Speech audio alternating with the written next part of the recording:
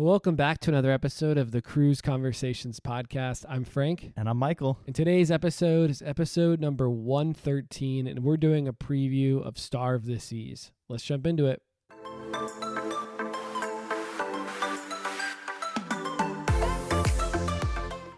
Well, Frank, like you just said, today is a preview episode, so that means one of us is going on a cruise this week. Dude, I can't believe it. It's like one of those things where you book a cruise and it sneaks up on you. And I just did my check-in this morning, added my credit card, and starting to lay out some stuff to wear. I can't believe it. But before we get into talking about Star of the Seas, let's jump into some cruise news. There's a lot actually to catch up on. So, Michael, talk to us about Carnival's new ship. I think you actually did a little hold this week for this one. Yeah, Frank, like you said, a lot of news this week, starting with the Carnival Festival. You know, they laid the keel for it this week and officially opened bookings for it. It's going to be sailing starting May of 2027. Nice. It's going to be starting with a 15-day transatlantic and then a 4-day little preview cruise. And then I think it's going to be doing 6 or 8 night sailings from Port Canaveral, which means Carnival also announced that the Mardi Gras is going to be switching to 4 and 5 day sailings, which makes sense. I mean, how do you feel about that? I'm excited because I feel like that's why I haven't been back on an XL class ship yet. Is I know I'd have to try and fit another week long in somewhere, where the fact that I do have an opportunity to try and get on a shorter cruise in, I think it's great. So I think it's good, especially for someone who's like skeptical maybe of Carnival a little bit, or someone out there that's like, I'm not really sure about Carnival. This is a good, like, that's why Royal's doing the short ones. Give them a little taste, 4 nights. You know, you're not on there for a week. You don't have to use a lot of PTO. Good little test trial on, Celebration Key and some of these other things. So could be really cool. And then obviously, Frank, on every XL class ship, a couple of the zones kind of change up a little. So where you have like the French Quarter or Currents on some of the ships, you have Studio 724 now. And one of the biggest changes they did with this ship is they're moving the Alchemy Bar. So this zone, if you kind of picture, it's kind of like 2 stories, right? And the Alchemy Bar typically overlooks the zone.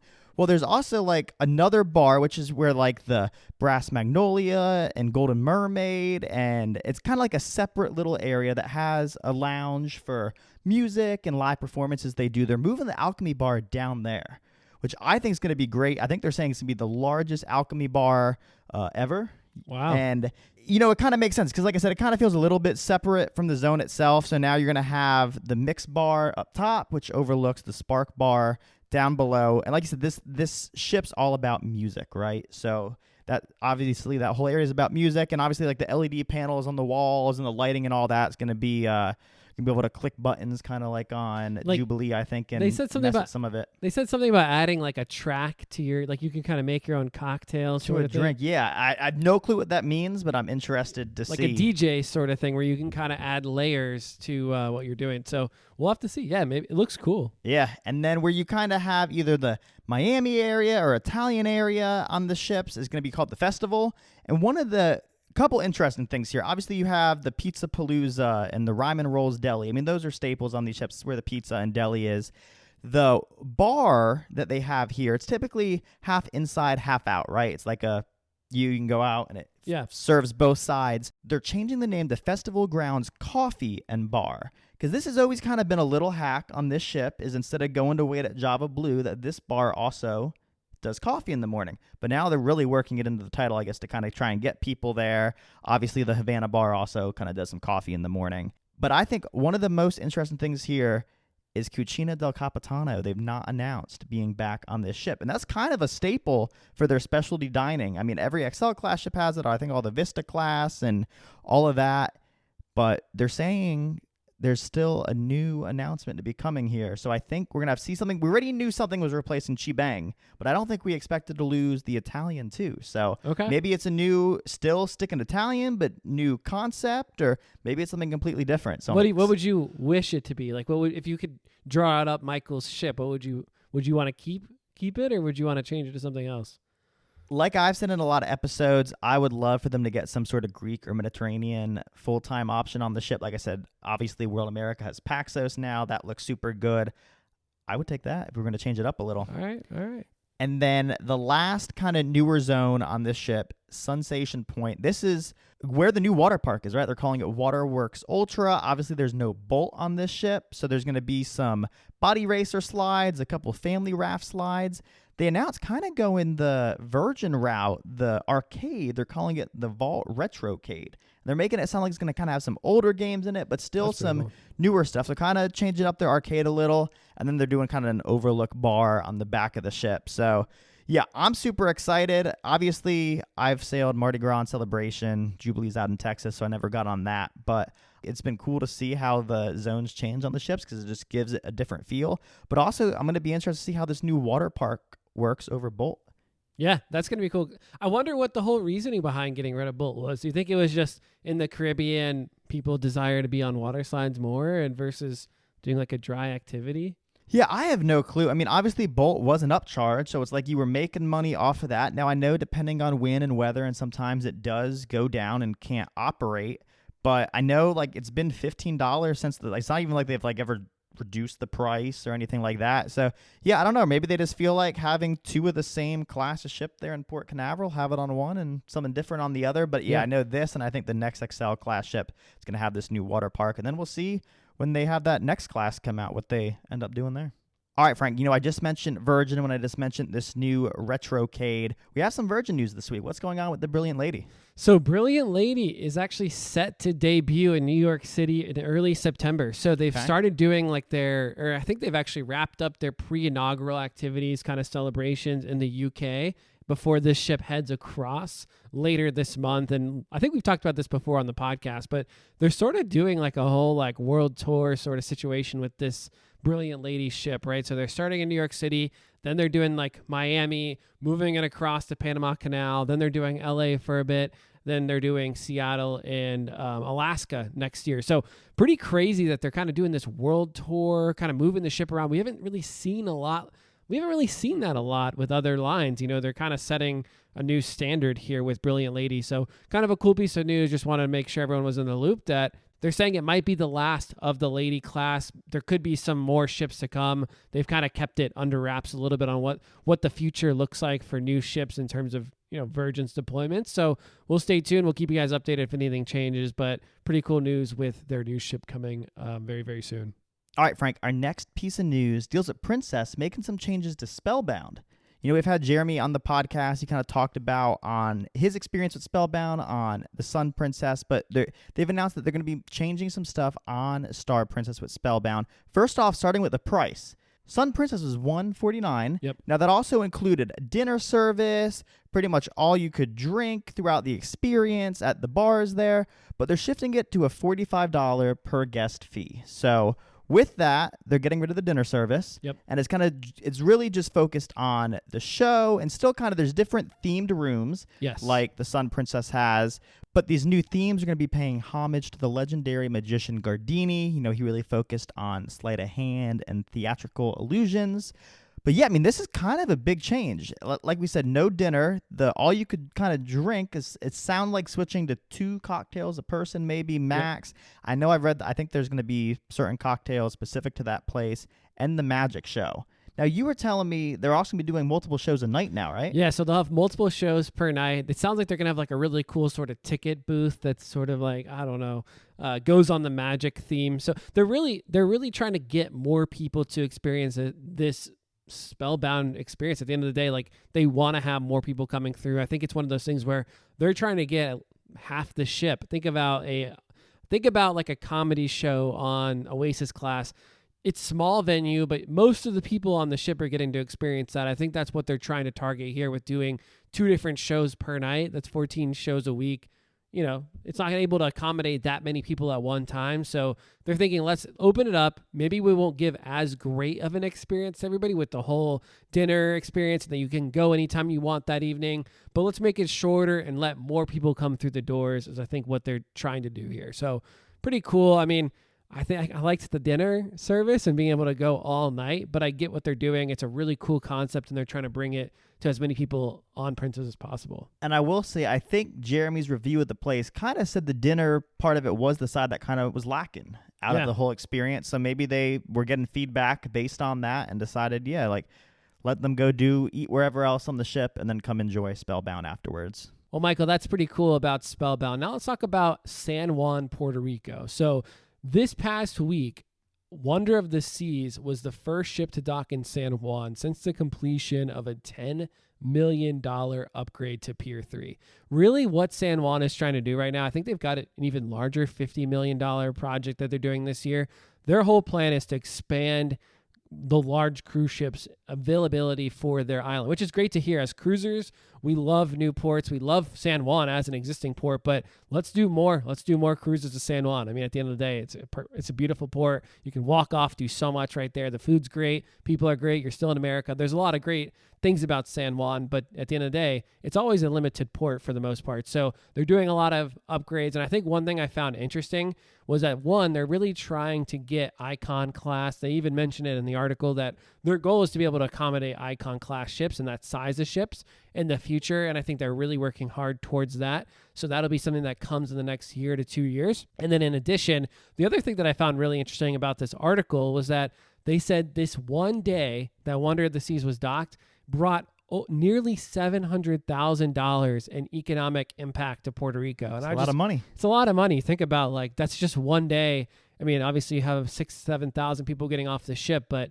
that's really, really cool to think about how much it means to those people that live there, and, you know, the restaurants and the shops and people selling stuff. It's just really cool. And that's, I mean, for some of these places, that's how they make their money, is just off tourists. So pretty cool. More to come again on just, we'll see what happens with the new being able to accommodate Icon class and the continuation of the $50 million project through the end of the year.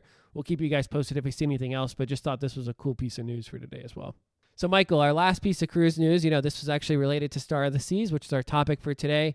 Unfortunately, Diana Ross was chosen as Godmother of the Seas and recently actually had to step down. We don't know exactly why, but we think it's due to her health and just general well-being. I mean, she's, I think, 70s, 80s, legendary singer, you know, great artist, but unfortunately, I think just health-wise, she wasn't able to make the trip.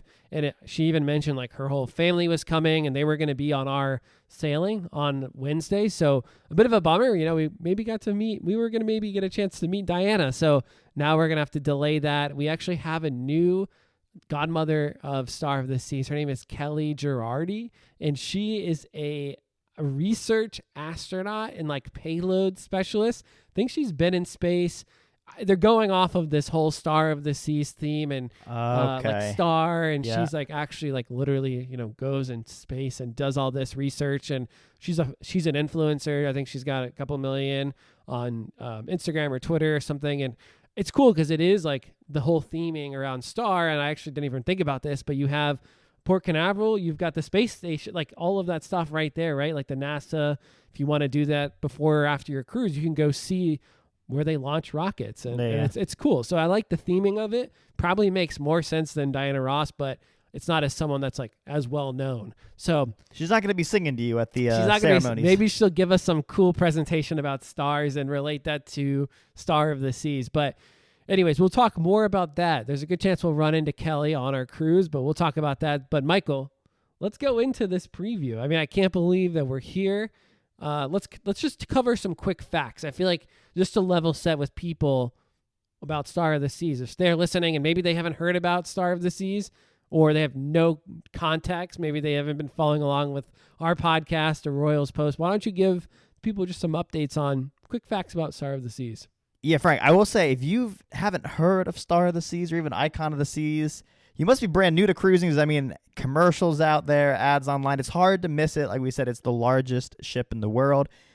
And it cost over $2 billion to construct this ship. Yeah, Michael, $2 billion is a lot of money. It's a lot of money. They're putting a lot into this. And when you think about the price of the cruise, all of that has to factor, right? The fact that it cost them $2 billion, and their goal as a publicly traded company is to recoup that $2 billion as quick as possible. You know, when you look at the Oasis class, it weighs in around $1 billion, 1.2, whatever. I think even, you know, some of Carnival's newest ships, Excel class, they're around $1 billion, maybe a little less. So it's a lot of money. And also another fact that we wanted to throw out there was that it's 250,000 gross tons, making her the largest cruise ship in the world. They even said, I think before, that Icon was going to be the biggest, but there was no way that Royal could actually do that. They haven't done that in forever, right? They've always made bigger and bigger and bigger. I think that's going to change at some point, but they've been making bigger, bigger, bigger. They added like a hot. We'll talk about what they added later, but I was seeing some Instagrams this week, and someone was saying like how that 250,000 equates to like animals, and I was just thinking, like, I looked it up, and I think this guy was also talking about it. 2,500 blue whales is the same weight as Icon of the Seas. Dude, these blue whales are the largest animal on Earth ever. Okay. So think about seeing 2,500 blue whales, weigh them all, and like take them all. That's how big Star of the Seas is. So pretty cool. Now, the ship's going to hold 7,600 guests, and they're going to have 2,350 crew to accommodate. You know who my favorite crew member probably is on the ship, Frank? Tell me. Sailor. Oh, I didn't even put that on here. Yeah, so one of them is actually a dog, golden retriever on the ship. You know, you had Rover on Icon of the Seas. I don't know if you ever ran into Rover, but Sailor on this one. You know, it's nice to have a dog on the ship. Yeah, there was an interview with the CEO, Michael Bailey, this week, and he was saying that with the Ultimate Family Townhouse, they were building like this 3-story suite, and they're like, what would make this better? Like a townhouse on a cruise ship is like, let's add a dog. And so they kind of tested it. I think on one of the Oasis class ships, they brought someone's dog on board for a weekend, and they're like, oh, this actually like was pretty cool. And not only did the guests that were paying love it, but our crew loved it even more. And so I think that's really, really awesome. Michael, there's 7 pools on this ship, 10 hot tubs, which is 1 extra hot tub than Icon of the Seas. It's right outside of where you go into Aquadome Market, so they added that. It kind of felt a little weird not having it, but I think when they were building this ship, they were just not sure about the weight, and that if they had that much weight on the top decks, if it was going to work. So then they did the math, and eventually I guess that math came out slightly after the building of Icon, and they said, hey, we can actually handle 1 extra hot tub. So there you go. We got the extra hot tub on there. And then, of course, tons of bars and restaurants on the ship. You got 40 venues total, 17 complimentary food options, 9 specialty dining venues. I mean, you're not going to go hungry or thirsty on this ship, Frank. No. All right, so let's move into, we play this little game, this or that, when we have sailings coming up that we're going on. And, you know, we're going to kind of talk more about Star, but there are some subtle changes here and there, but there are some kind of changes that stand out a little more. So we're going to start off with, in the Aquadome Market, there's 3 new food stalls this time. You got Pig Out Barbecue, Latin Street Food, or Thai Noodles. Which one of these are you most interested in trying out first? I'm going to go Latin Street Food. Yeah. I mean, that one looks insane. The others are great too. Barbecue, we've been saying like that's a great option, but Latin Street Food is one I'm going to go with. All right, the next thing we got, Frank, shows on the ship. Obviously, Back to the Future is getting a lot of hype, so I'm not going to throw that in as an option. But we have a new ice show and aqua show on the ship, Soul and Torque. Which one are you most interested in here? I'll go Torque. Am I allowed to talk about it now, or do you want me to wait? Yeah, please. Okay, so on Icon, it was really good, the aqua show that they had on that ship, obviously. So there was one part on Icon that I felt like was a little boring, which was the skateboarding part. It was cool. It was like skateboarding on a cruise ship on a half pipe, but the coolest part about it was that they had the robot arms kind of take these pieces from backstage, construct it, and then they actually went out on it. So that was the cool part, but then it was probably too much time skateboarding. So Interested to see what are they going to have these robots do this time, and how does it compare? And I hope that they don't do 10 minutes of skateboarding, because that would just not be it, Royal. So I think that one, but you know I love a good ice show. So. All right, and the last, this or that, we have, obviously you have the hideaway pool on the ship. It was the adults only area, but they're also trying out adults only at Swim and Tonic now. So which one do you think you're going to find yourself at more, the hideaway pool or Swim and Tonic? Dude, I think I'm going to have to go Swim and Tonic on this one. It's really a toss-up. I love the hideaway, like being on the back of the ship. It's a beautiful spot, but at the end of the day, there's not a lot of shade there. So the nice thing with Swim and Tonic, especially in August when it's this hot, you have some shade at Swim and Tonic. You have a full bar in the pool, and you can swim up, and you have some seats, and it's covered. And now with no kids, dude, I wonder how closely they'll enforce it, but still, that is going to be awesome. So I think it's a good spot. And now you have 2 pools that are just strictly for adults. Come on, kids have so much space on this ship. They literally have 6 water slides. They have a kids pool down on decks, 6. Like, there's plenty of space. There's 5 other pools that they can swim in. I think that it's fair that 2 are dedicated for adults. All right, Frank, so let's jump into the cruise now itself. Let's kind of start from a high-level overview. Obviously, this is a 3-night preview cruise for Star of the Seas. How did you decide to go on this cruise? Pretty easy, man. My mom had a free cruise offer. I'm always watching her account with her free cruises from Club Royale. Just a shout-out to Royal. I mean, if you do like to cruise a lot and you're okay with giving the casino some money, you're going to receive a return on that investment. And when I look at my mom's account on how many Icon class ships she has to choose from, how many Oasis class, we're going on a cruise in December. And my wife was like, you know what? Maybe I'll just come. And I was like, are you okay with rooming with my mom? And she's like, sure. I know I'll get a junior suite. And of course, I looked through her 16 free cruise offers, and one of them is a junior suite on our exact sailing. So if just a shout out, really, like if you guys are okay, obviously there's risk in gambling, but you can join the Facebook groups and read more about how it works. I recommend doing that. And we actually probably need to do a whole episode on this. But again, free cruise offer. It was one of the first sailings of Star. It's a junior suite. Obviously, I'm going with my mom who loves cruising, and you guys just heard from her a couple weeks back, which was really fun. So excited to be on it. And that's really why we booked it. It was like a no-brainer, 3 nights and on the brand new ship. Yeah, that's awesome that you were able to, like you said, secure this sailing through Casino Royale.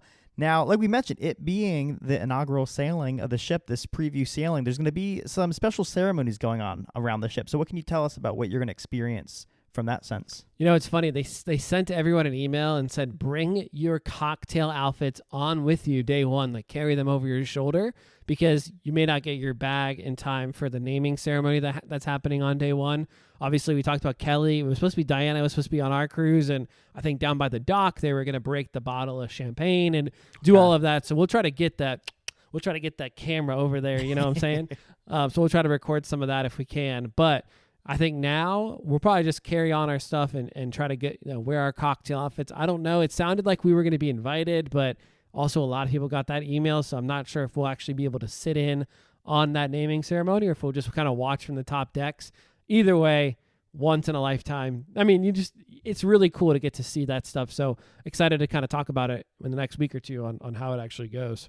And now something to bring up. We talked about it plenty of times in the podcast. It is hurricane season, right? We're about to start that up for about the rest of the year. Kind of talk to us just about your approach with that going into this sailing. Well, dude, there's actually a hurricane out there right now. So there's Hurricane Aaron. For those that are listening as of August 2025, obviously people will listen to this podcast probably years from now, but as of August 2025, when we're going on Star of the Seas next week, there is a hurricane out there. It's not super close, so it's not really going to impact probably our weather on land as much as it will just make the seas a little rough. But it's something that we're watching, and it's something that everyone should be watching if you're cruising this time of year. I would say August, September are going to be the heaviest months where there is a risk. The water is warm. It really breeds the right temperature for a hurricane to come across, especially up towards Florida. Like I said, it's probably not warm enough quite yet to make its landfall into Florida. So it's looking like it's going to go up in east, but we should be okay. It's just something that we're watching, but it does bring uncertainty. Like maybe we won't get to stop at Coco Cay, but that's something you just have to just take with a grain of salt when you're booking in hurricane season. Yeah, that's a great point, Frank. And speaking of Coco Cay, so like we said, this is a 3-day sailing. Obviously, the first day, you're going to have that naming ceremony. Tell us about the other 2 days of what you're going to be experiencing on the ship. Yeah, it's interesting. I thought we'd be going to Nassau on day 2. We're actually going to be on a sea day. So that'll be kind of cool. I mean, I would much prefer a sea day on Star of the Seas than being on land that day. That means everything will be open. All the food will be open, which is great. We can actually do specialty for lunch perhaps, which is a hard thing because if you only get 3 days, do you want to sit down and do 2 hours of lunch? I don't know. Then third day will be a stop at Coco Cay. It looks like we're supposed to be docked next to Icon of the Seas that day. So yeah, we'll most likely stay on board the ship in Coco Cay. If I do get off, it will be just to grab one of those Snack Shack chicken sandwiches and take a couple of photos of the ship because I think we'll be next to Icon. Okay. But I'd love to just enjoy the ship while it's a little bit less full. But honestly, I have no idea how many people are on this thing. So it could be, I don't expect it to be at full capacity. So that's also something when I do my review, I want to call out how many people are on this ship because it's a different experience if you have 7,600 versus 3,500. It's like, it's going to make it even better for us, but we also only get 3 days. So yeah, we'll talk about that more in the recap. We were sending back and forth a bunch of social media posts we saw on one of the preview sailings a week or so ago, and there's like 500 people, I think, on it, right? That is insane. And they didn't pay anything. They got invited on. It's a little bit of a different experience, I've heard, just because certain things might not be open and you may not get like the full experience, but to have 500 people, like there were videos of like the promenade, just no one. Like there was a guy just like laying on the floor in the promenade. I mean, brand new floor, just laying on the floor doing like snowman. I'm like, this is hilarious. Biggest promenade on any ship, and you're just like, there's no one to be seen, which is insane. All right, so we all know you sailed Icon during its inaugural season, and obviously you've said it's your favorite ship you've ever sailed, but I know there's going to be a ton that you're just going to be still excited to see now on Star. So let's kind of just start there. What is exciting you most about this sailing? I'm going to put Back to the Future as my number one thing I'm looking forward to the most. I don't even think I've ever seen the movie, so don't hate me, you guys that are listening. That's going to be my question to you, because I think I've only seen maybe one of them, and I don't even know if I've seen the whole thing. Is there multiple? See, I think there's 3. See, this is embarrassing. I don't know anything about Back to the Future. I should do my research. I saw that there's a musical, and I found it on Spotify, so I might go listen to the songs just so I know what to expect. Maybe I can sing along a little bit like we did on Mamma Mia and on Allure of the Seas. But no, I mean, people are absolutely raving about this ship. It's a new kind of Broadway play that's out right now. It's not maybe one of these that's from 20, 30 years ago. So that's really cool. Obviously, I really am excited also about the dueling pianos, which I spent a ton of time on. I felt bad. Like, the vlogs are great. The vlogs are out there. Go enjoy them on YouTube. But a lot of our nights, it was grab a drink, go to the dueling piano bar, and just enjoy, like walk around the ship. So I'll definitely be doing that as well. Now, how about dining? We know you love specialty dining. Do you plan on getting a dining package this sailing, or are you going to be just doing the complimentary options, or maybe a mix of both? Definitely going to be a mix of both. We did get the dining package. Dude, everything was super discounted on this cruise. Like, I don't know if it's because they don't have as many people on this sailing, but like drink package, we got it because it was like $50. Dining package, it was like $100. I mean, to do at that price, to pay $30 to go to Chops or $30 to go to, like, it's a great deal. So it's one of those things, like $50 for the drink package. If you look at the other one with the refreshment, if you want coffees and stuff like that, it's like 30, it's like 25. So you're looking at $25. So we're going to have our drink vouchers. At the end of the day, Mom and I get 9 combined drinks a day for free. We're probably just going to find people and just give them out. Like, to be like, hey, you want a drink? We'll just give you our free drinks that we already get for our status. But yeah, we're excited about the dining. We're going to be trying all the new venues at Aquadome Market. Going to be obviously eating our way through Star of the Seas. Well, I can't wait to hear about how the dining ends up working out for you, especially like we said, those new Aquadome Market stalls all sound real good. How about during the day? Like, we've already kind of mentioned some of the pools you may spend your time in. How about the water park? How are you going to spend your times here? Yeah, Michael, we love water parks. I know you do. I do. It's so much fun. And one of the things that I really miss on Allure of the Seas or any of the other cruises I've been on since Icon is it's tough to not go on a cruise that doesn't have a water park like this. Like, I know I've been on ships that have water slides, all the Oasis class ships, a lot of ships have water slides, but to have raft slides and drop slides and racers, like, you could spend all day just doing different slides, and it really feels like a water park with all the theming, and you've got food right there with the free food now that they've changed it. It's just really, really cool. So I'm excited. Again, I got to get Mom on there because some of the slides are like a raft slide, and it's not as fun to do it by yourself. That's right. I'm gonna have to try to either make a friend that likes slides, or I'll try to bring my mom on there. But overall, I'm definitely going to be hitting this up at least one day on the cruise. All right, so in our This or That, Frank, we kind of already talked about the hideaway pool and swim and tonic. Tell us kind of how you deal with not having a solarium on the ship. Dude, it's tough. We haven't talked about the Aquadome much, but that's kind of the way you deal with it, is that you try to spend some time during the day in the Aquadome, grab a drink, and just kind of sit back and relax. We haven't talked about how there's really 2 great bars. You have the coffee bar, Ryan Bean, which is amazing for your morning coffees. Maybe you start the day out with a little espresso martini, or maybe you finish the day with that, or you go to the Overlook bar. Those are great spots, and the views are incredible. But at the end of the day, you don't have a hot tub that is temperature controlled like you do on Utopia. And bro, I can't wait to get you on Utopia this year. I know, yeah, I'm excited. That's going to be awesome. But I think what you do is you enjoy the pools and then you try to find a shaded spot, because at the end of the day, we're going in August and it is going to be hot. And so there is no way little white boy over here is going to be roasting in the sun for all day. I mean, I'm not going to be able to do it. So I'm going to have to find, and they have a lot of shaded chairs. I mean, this pool deck has an insane amount of chairs. Doesn't matter what time you go out, you will find a chair on the pool deck at any time of the day. It's just how close to the pool do you really want to be? But the nice thing is they have tons of shaded areas to lay out and really enjoy just being on the pool deck, listening to the music. So that's how I'll get around it. Obviously, you missed the solarium, but there's no way. I think the only thing that they could really do is add some sort of covering that comes across that pool in the hideaway. Maybe it's a button. Maybe it's something that they could do on Legend. Royal, if you're listening to this, put like some little shade that comes out, like on a sunny day where you really feel like people are roasting and getting sick from drinking all day. Put something that, covers them, covers our white boy skin up and doesn't get us all roasted by 3:00. So I don't know.